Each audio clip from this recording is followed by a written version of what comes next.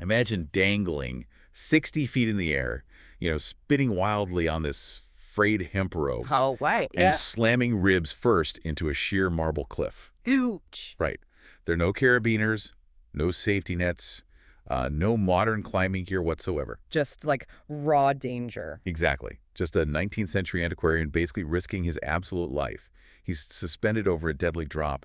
And all of this is just to read a dead language carved into the rock by an ancient Persian god king. It is, it's an incredibly visceral image to start with. Yeah, it really is. And he's doing all of this just to access a tomb that he hoped would unlock this entirely forgotten chapter of human history. Right, because it was a physical space that had been essentially unapproachable for, what, millennia? Yeah, absolutely, millennia. Well, welcome to the deep dive.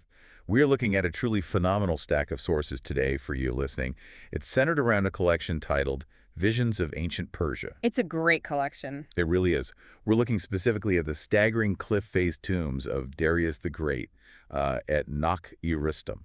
Yeah. And we are looking at them through the harrowing first-hand accounts of Sir Robert Ker Porter, alongside this synthesis of 19th century engravings and multilingual translations. Which is honestly this brilliant repository of information because you have the raw visual evidence from the early engravings, right? And then the complex linguistic puzzle of the translations. Right. And then on top of that, Porter's own journals grounding this entire academic pursuit in, sheer physical peril. Which is just wild. So our mission today for you listening is twofold. First, we're going to unpack how an ancient empire used geology, literally carving into the bones of the earth, as a canvas for absolute political propaganda. Yeah, weaponizing the landscape. Exactly. And second, we want to trace the visceral thrill of deciphering what these early antiquarians called a sealed book of antiquity. I love that phrase. So, okay, let's unpack this. Let's start with the sheer geography, because Naqsh-e Rustam isn't just a monument. It is, frankly, a geographical flex. That's a perfect way to put it. Right. We are in the unforgiving mountains of ancient Persia, staring at an elevation of scarcely less than 300 yards up a near perpendicular cliff. And the material itself is so crucial here. Yeah. Yeah, Porter describes it as this whitish kind of marble. Okay. So this isn't soft sandstone that's easy to carve. This is a brilliant, sheer, reflective stone. Wow. And right there in the face of it, we find 4 royal sepulchres carved directly into the solid rock. 4 of them. Yeah, and these tombs are coeval with the palaces of Persepolis. Meaning they were built at the same time. Exactly. Constructed during the exact same era, which was the absolute zenith of the Achaemenid Empire under Darius the Great. So help me visualize the engineering here. Because, we are so used to seeing ancient monuments built from the ground up, right? Sure, like stacking stones. Right, Cool. stacking stones to make a pyramid or a temple. But this is subtractive architecture. Very much so. I'm trying to imagine the mechanics of carving something halfway up a sheer rock face. It's like trying to carve Mount Rushmore. But instead of the relatively sloped Black Hills, you're forced to carve it halfway up the vertical drop of El Capitan in Yosemite. That is a highly accurate way to frame it, actually. It just seems impossible. The logistics are a nightmare of ancient engineering. Choosing a sheer cliff face 300 yards in the air isn't just about finding a secure place for a sarcophagus. Right. It is a deliberate act of subjugating nature. Oh, wow.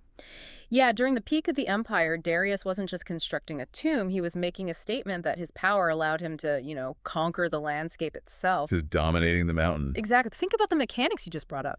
Every single ounce of rock excavated from that cliff face had to be chiseled out by hand. By hand. Likely using iron or hardened bronze tools. And then all that rubble had to fall those 300 yards to the ground below. Just the debris field alone would have been massive. It would have been incredible. And you have to wonder, where did the laborers even stand? They couldn't exactly build 300 yards of freestanding scaffolding from the valley floor. No, not at all. They had to be suspended from the top. Or they had to pin these precarious wooden structures directly into the sheer rock face as they worked downward.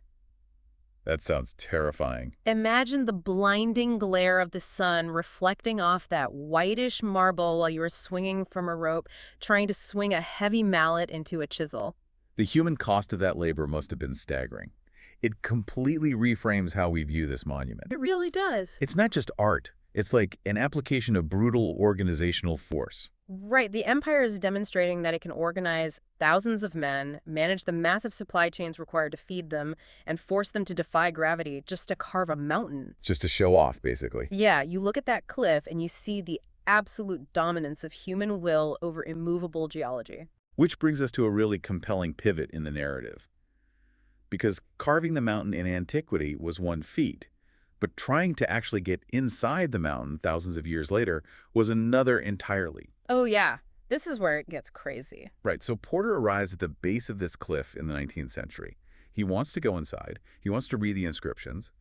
But the Persians explicitly did not leave a staircase. No, they intentionally made it inaccessible. That was the entire point of the sheer drop. So how does he get up there? Well, Porter's ascent to the tomb entrance is essentially this three-act play of sheer terror. The sources outline the ascent so vividly.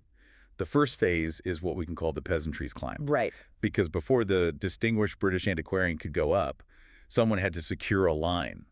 Local guides had to literally free climb this perpendicular cliff face first. Which is insane. Porter watches them from the ground, and his journal entry describes them moving like a rat hanging by a wall. Like a rat hanging by a wall. It's a striking, entirely undignified image. Very undignified. But these local guides were likely finding minute, ancient handholds and footholds that had been worn down by centuries of wind and rain. Wow.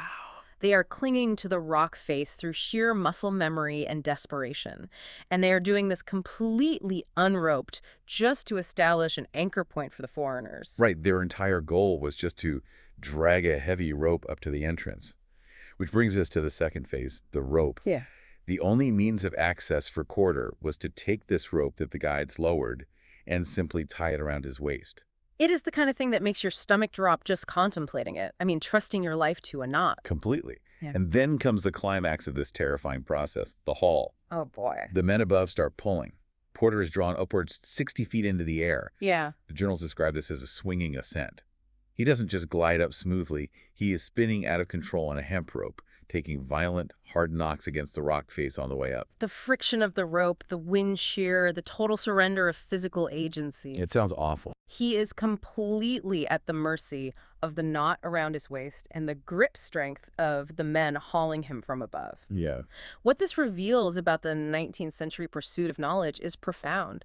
We tend to picture antiquarians in these dusty, quiet libraries surrounded by tweed and leather-bound books. Right. Very safe and cozy. But this wasn't purely academic. It was incredibly physical and immensely dangerous. I have to ask you about the motivation here, though. Why go through this? That's the big question. When you read an account of a guy getting bruised and battered, dangling over an abyss just to look at an old room, is this purely the noble pursuit of knowledge? Well, or is there an element of like 19th century colonial bravado here? A sort of, I will conquer this ancient Persian space just as the king conquered the mountain. It is almost certainly a potent mix of both. You really have to remember the geopolitical context of the 19th century. Okay, set the scene for us. There was this intense competition among European powers, primarily the British and the French, to document, translate, and essentially claim the intellectual heritage of the Near East. It was an academic space race. Exactly.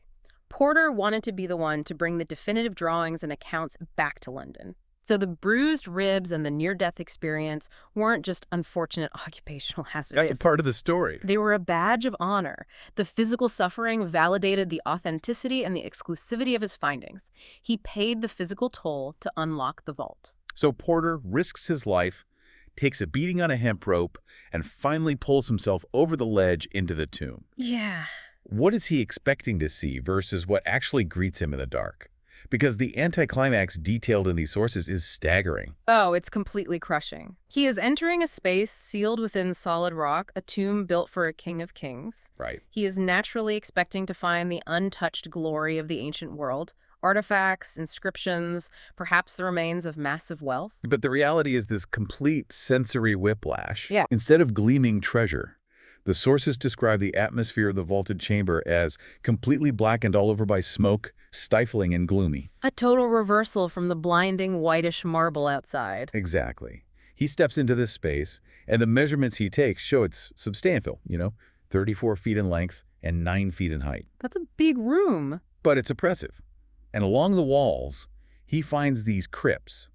The text outlines 3 massive arched recesses, and inside these recesses are trough-like cavities measuring 8 feet 3 inches by 5 feet. Now, those dimensions are critical. Oh, really? How come? Over 8 feet long and 5 feet wide indicates these weren't just simple niches for a human body. Right, a person isn't 5 feet wide. Exactly. They were designed to hold massive stone sarcophagi, likely nested with precious metals, jewelry, and vast wealth meant to accompany the king into the afterlife. They were engineered for eternal opulence. But the massive stone covers over these cavities are found completely broken near the corners. Smashed open. Yeah. And the cavities themselves, the sources state they were perfectly empty without even loose dust. See, what's fascinating here is that specific detail. Which part? Perfectly empty without even loose dust. That isn't just a poetic observation about emptiness. It is crucial forensic evidence. Wait, how does dust, or the lack of it, act as forensics here? Okay, so if a tomb is robbed relatively recently, you find debris. Right. You find the detritus of the break-in, the hurried scattering of less valuable materials, splintered wood, maybe fragments of bone. That makes sense. And certainly you find the accumulated dust of centuries disturbed and resettled. But a chamber completely devoid of even dust indicates something far more thorough and far more ancient. Oh, I see. It tells us that this tomb wasn't just casually robbed by opportunists. It was systematically looted, stripped entirely bare, and scoured clean in antiquity. So the violation happened thousands of years before the 19th century antiquarians ever showed up with their ropes. Precisely. And the blackened walls tell the rest of the story. The smoke, right. Right. Once the tomb was emptied of its royal contents, the sheer inaccessibility of it ironically made it a perfect high-altitude shelter. Oh, wow. The smoke means that people likely lived in there, built fires in there to stay warm, long after the Achaemenid Empire fell. Who do you think it was? It could have been shepherds, outlaws, or subsequent invading armies just looking for a fortified campsite. The ultimate fortress, designed to protect the divine king, became a campfire spot for nomads. Yeah. The irony is brutal, but there is a flip side to this. If the inside of the mountain was a total failure in protecting the king's body, the outside of the mountain was a wild, enduring success in protecting the king's legacy. It really was. Because while the gold was looted in antiquity, the carvings on the exterior remained almost perfectly intact for Porter to study. And that exterior facade is where the true power of Naqsh-e Rustam lies. It is an absolute masterclass in the architecture of power. The sources go into intense detail on this architecture, and it is visually arresting. The entire massive exterior facade is carved into the shape of a Greek cross. Though it's important to note for clarity that the term Greek cross is just a later architectural descriptor for a cross with 4 arms of equal length. Right, they weren't predicting Christianity. Exactly. The Persians obviously weren't referencing Greek Christianity. They were creating a balanced 4-quadrant geometry on the cliff face. Right, it's a geometric framing. And the scale is staggering.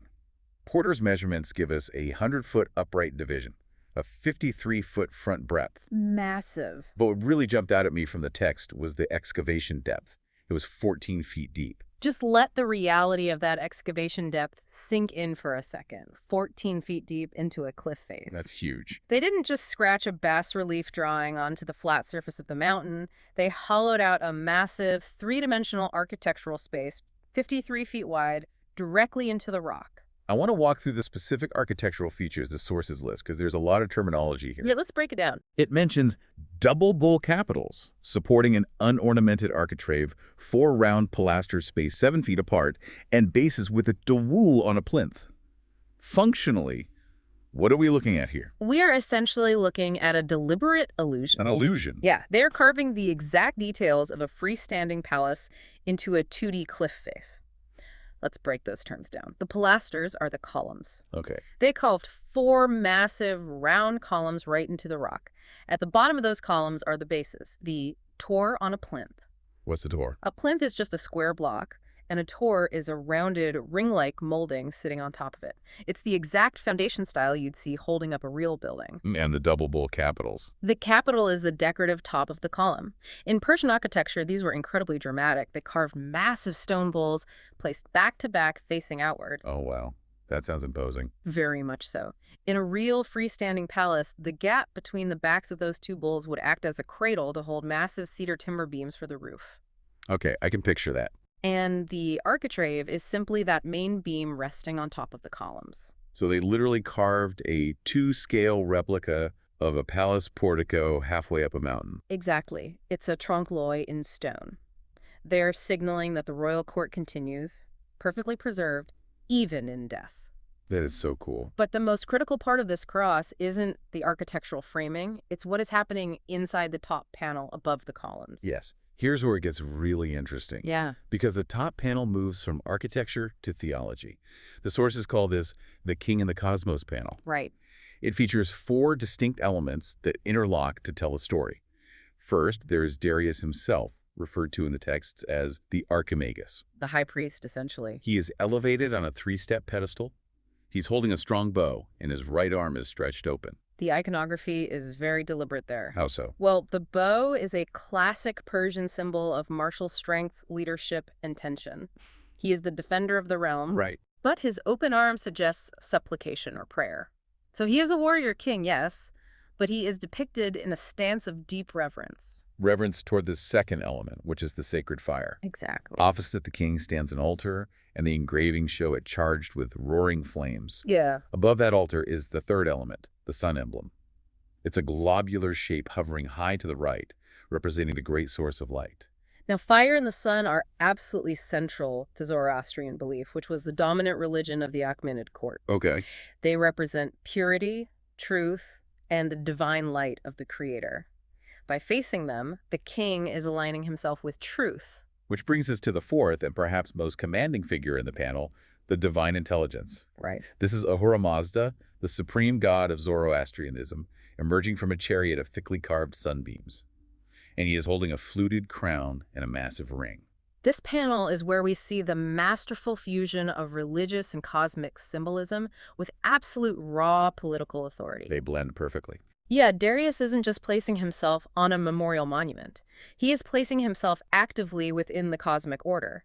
Wow. Ahura Mazda is holding out the ring of power, which represents the divine right to rule directly to Darius. Passing the torch, basically. Right. By carving this into the eternal rock, Darius is stating that his reign is not an accident of history. And it isn't just maintained by military force either. It's bigger than that.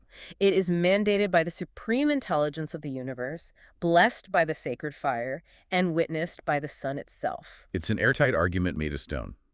Don't argue with me, the sun and God say I'm in charge. Precisely. But while the divine right to rule is granted from above, an empire is practically held up from below. So true. And if we shift our focus from the divine figures at the top of the carving to the human figures supporting them at the bottom, the narrative changes entirely. It shifts from the lofty cosmic heights to the deeply, brutally human reality of empire.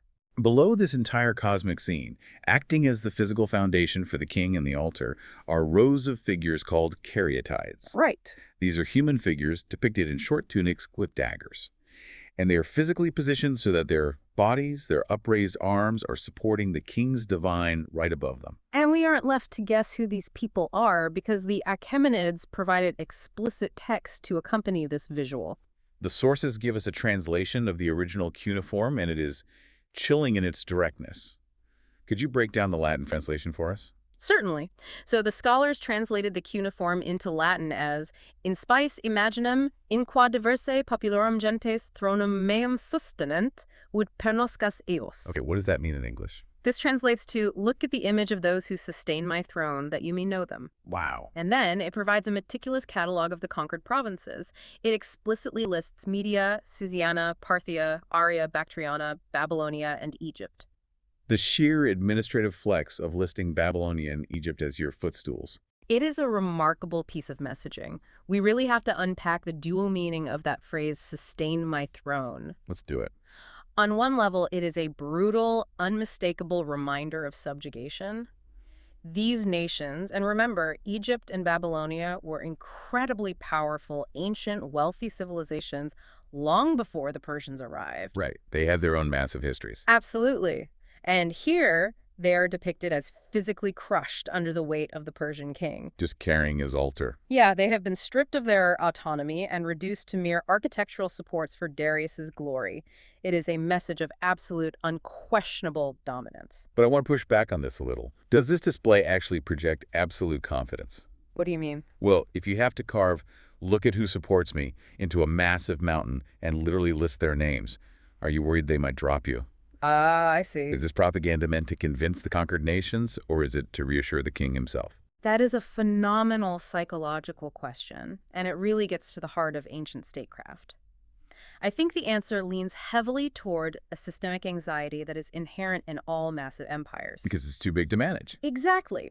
When your borders stretch from the Mediterranean Sea in Egypt all the way to the Indus Valley, rebellion is your constant waking nightmare. You're just putting out fires constantly. Right, so carving their subjugation into stone isn't just about boasting, it's a permanent psychological warning. But a threat. Yes, it is an attempt to freeze an incredibly volatile, shifting political reality into an eternal, unchanging tableau.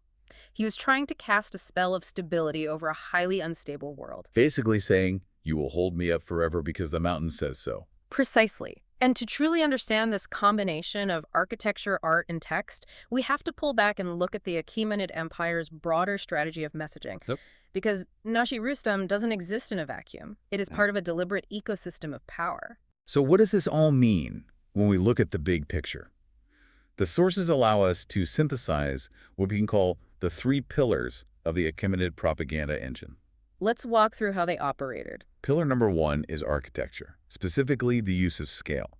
This is about dominating the physical landscape to project eternal, immovable power. We see that with the 300-yard elevation and the 14-foot deep excavations into solid marble. The mountain itself is conscripted to become a tool of the state. Exactly. Pillar number two is art, specifically sanction. This is the visual claim of explicit divine right and protection from the supreme intelligence, Ahura Mazda. Right. It's the visual argument that fighting the king is equivalent to fighting the universe. The king is presented as the cosmic linchpin holding order against chaos. And pillar number three is text, specifically subjugation.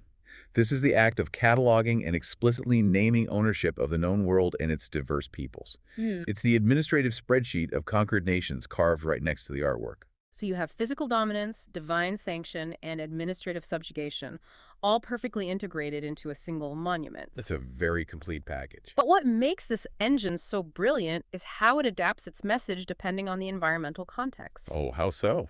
Well, the sources explicitly draw a contrast between these mountain tombs and the palaces of Persepolis, which are located just a few miles away.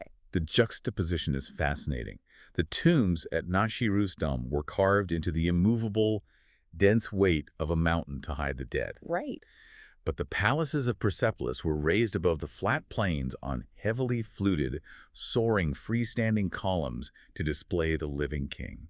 The Persians were masters of what we would now call multimedia, environmentally specific propaganda. Tell me more about that. Imagine you are an emissary from a conquered nation, say Egypt, visiting the living king. You are brought to Persepolis. Okay. You stand on a flat plain, forced to look up at these impossibly tall, slender, freestanding columns holding up a massive cedar roof. That would be intimidating. The message there is about dynamic, soaring, active power. The king is here. He is wealthy, he is breathing, and his court towers over you like a forest of stone. It's airy, it's light, it's alive. Yes. But if you are designing the king's legacy after he dies, that airy lightness becomes a vulnerability. Exactly. A free-standing column can be toppled.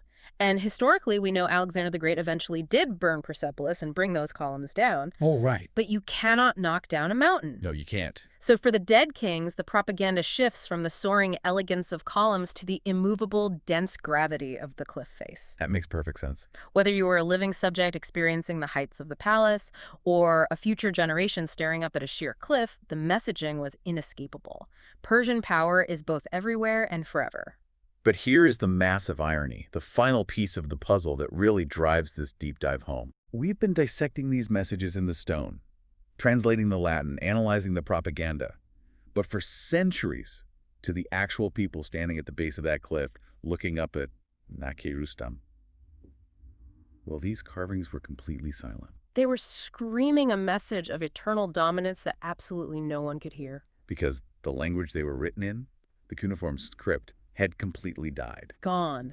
The 19th century antiquarians like Ker Porter dangling from his rope could trace the shapes with their fingers, but they couldn't read a single syllable. It must have been intellectually agonizing. I can't even imagine. To be standing in the very room where history was made, looking at the very words of the king and being entirely locked out of the meaning. Porter captures that feeling perfectly.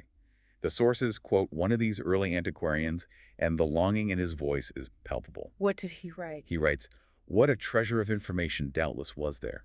It was tantalizing to a painful degree to look at such a sealed book in the very spot of mystery where probably its contents would explain all." Tantalizing to a painful degree. That perfectly captures the frustration. It really does. You are inches away from the words of a god king. You have risked your life to see them, and they are just meaningless, repeating arrowhead shapes. Just wedges in the stone. It's a sealed book made of solid marble. It's like having a highly encrypted hard drive containing all the secrets of the universe, but you've entirely lost the decryption key. But eventually that book was unsealed. Thankfully. And what it revealed was exactly the kind of royal boasting we've been discussing. When scholars finally cracked the cuneiform, the text began with a thunderclap. Let's hear it. Ego Darius sum Rex Magnus Rex Regum. I am Darius, great king, king of kings. The absolute peak of royal self-assertion. And he doesn't stop there. Darius meticulously records his lineage to ensure there is no doubt about his pedigree. Covering all his bases. The text lists his aggressively. Yeah. He is Hystaspes' son, an Achaemenid Persian, son of a Persian, an Aryan, of Aryan descent. He is hammering his identity into the mountain. Literally. Yeah. But the story of how we learned to read that, how this sealed book was ultimately decrypted, is perhaps the most incredible part of this entire history. Oh, without a doubt. Because it wasn't solved by just staring harder at the mountain. No. You can't brute force a dead language just by looking at the shapes. It was solved by what we might call the echoes of empire. I want to spend some time on this because the decipherment process is a masterclass in cross-cultural synthesis. It really is. The sources show us that unlocking the cuneiform required a multilingual, multicultural lens that had to be perfectly aligned. Right. The raw material, the source code, was the arrow-headed cuneiform characters carved into the stone. But to understand them, scholars had to bounce those shapes off other, entirely different surviving cultures. It was a massive collaborative decryption effort that spanned centuries and continents. To read the dead stone, they had to listen to the living echoes. The first major echo came from the Parsi scholars in India. The text highlights the flowing Gujarati and Avestan script, preserved by scholars like Naqsh-e Rustam. Why was this crucial? Because you need to know what a dead language actually sounded like. Okay, that makes sense. The Parsis are descendants of Persian Zoroastrians who migrated to the Indian subcontinent to avoid religious persecution. Right. In doing so, they preserved their ancient religious text, the Avesta. By studying the living liturgical languages of the Parsis, 19th century scholars could reconstruct the phonetic sounds and the grammatical structure of ancient Persian. Oh, wow. They provided the linguistic DNA, basically. So the Parsis gave them the sounds, the operating system of the language. Exactly. But they still needed an anchor. They needed to know what specific words to look for in the cuneiform wedges. And that's where the biblical echo comes in. This part is amazing. The sources show Hebrew script, specifically quoting the book of Esdras, regarding the Persian kings restoring the temple in Jerusalem. This is where the decryption truly breaks open. Also, If you want to crack an unknown script, you look for names, because names usually sound similar across languages. oh, right, proper nouns. The Hebrew Bible meticulously recorded the interactions between the Jewish people and the Persian kings. Scholars knew the name Darius from the Hebrew text. Okay. So they looked at the cuneiform on the mountain, found a grouping of symbols that repeated frequently in a place of honor, and hypothesized, what if these wedges spell D-A-R-I-U-S? It's exactly like solving a massive historical crossword puzzle. Once you have the letters for Darius, you can plug those phonetic values into other words. Exactly. And the final piece of the puzzle was the classical lens. Right. The text shows Greek script from historians like Herodotus and Strabo, who documented the Persian Empire extensively from an outsider's perspective. Right, because once you can sound out the words, you need to know what the words actually refer to historically. Precisely. Herodotus provided the historical context, the geography, the political structure, and the lineage that the cuneiform was describing. So it all comes together. If the cuneiform mentions a conquered province, the Greek histories help scholars map out exactly where that province was and why it mattered. If we connect this to the bigger picture, The irony here is just staggering. Oh, it's incredible. Think deeply about what Darius the Great was trying to achieve at Naqsh-e Rustam. The Achaemenid Empire tried to enforce a single, eternal, monolithic message of absolute dominance through cuneiform carved into an immovable mountain. Right. They literally stood on the necks of conquered nations to build their legacy. Look at the image of those who sustained my throne. They wanted to be the only voice in the room forever. But the mountain failed. The empire fell, the language completely died, and the tomb was systematically looted until not even dust remained. Erased. The only way modern humanity could ever unlock this sealed book and give Darius his voice back was through a collaborative synthesis of the very diverse, surviving cultures that the empire had interacted with. It was the living chants of Parsi scholars in India, the meticulously preserved Hebrew biblical texts, and the outsider Greek historical accounts. The scattered echoes of a multicultural world ultimately saved the monolithic king from eternal silence. He wanted a monologue, but history forced him to rely on a chorus. Beautifully said. His monolithic legacy only survived because of the diversity of the world he lived in. And that brings us full circle. As we wrap up this deep dive, I want to trace the incredible journey we've just taken together. It's been quite a ride. We started by dangling from a frayed hemp rope, 60 feet in the air, bruising our ribs against a perpendicular marble cliff with a daring 19th century adventurer. Yep. We crawled into a stifling, smoky, systematically looted tomb, expecting the gleaming treasure of a god king, and finding absolutely nothing, not even the dust of history. We experienced the profound disappointment of the violated vault. Then we climbed back outside into the blinding sun to decode the architecture of power, the illusion of a palace carved into a cliff, the cosmic propaganda of Ahura Mazda handing over the ring of power, and the brutal reality of the Caryatides, the conquered nations forced to hold up the throne. Such a powerful image. And finally, we saw how a dead, silent language was resurrected not by brute force or staring at a rock, but by combining the multicultural echoes of Parsi, Hebrew, and Greek texts into a master decryption key. It is a narrative that fundamentally challenges our assumptions about what survives the relentless march of time and why. It really does. And for you listening, I think there's a highly practical connection to how we process complex information today. Definitely. Sometimes we encounter a sealed book in our own lives, whether that's a dense piece of research, a complex system at work, or an opposing viewpoint that we just cannot decipher. Right. And our instinct is often to just stare at it harder, to attack it head-on, assuming brute force will yield its secrets. But just like deciphering the cuneiform at Naqsh-e Rustam, true understanding rarely comes from a single angle. No, it really does. It usually requires looking through multiple different cultural, historical, or analytical lenses. You need the echoes of other perspectives to finally read the writing on the wall. That is exactly right. The single lens is rarely enough to crack a complex code. As we close out today's deep dive, what is the final thought you want to leave us with? What's the one thing sticking in your mind from these sources? It goes back to the very beginning, to that paradox of stone, memory, and ambition. Yeah. Look at the raw facts provided in our sources. Darius the Great carved his legacy into the most inaccessible, immovable mountain he could find. He tried his best. He explicitly named his ownership of the known world. He claimed the absolute protection of the divine intelligence itself. And yet, despite the mountain, despite the gods, his tomb was systematically looted in antiquity. Yeah. It sat empty and smoke-blackened for millennia. His language was completely forgotten until 19th century adventurers literally dangled from ropes to painstakingly guess at its meaning. The ultimate fortress was entirely breached? It was entirely breached, so I will leave you with this thought. If the ultimate historical attempt at an eternal, immovable legacy backed by an empire, carved into a mountain and sanctioned by the gods, can be reduced to an empty, blackened room and a tantalizing, painful mystery, what does that mean for how we attempt to project our own legacies today? Are we still trying to carve our names into immovable stone, or is there a better, more resilient way to ensure our voices echo through the future?